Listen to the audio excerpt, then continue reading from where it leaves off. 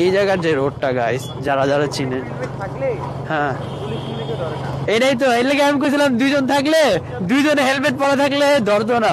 এখন তিনজন আছে।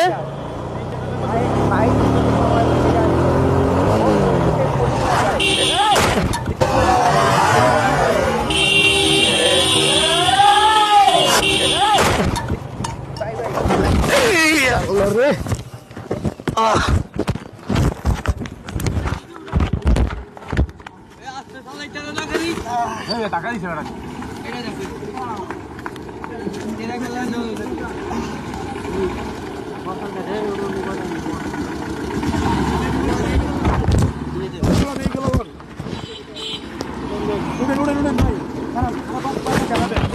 লইরা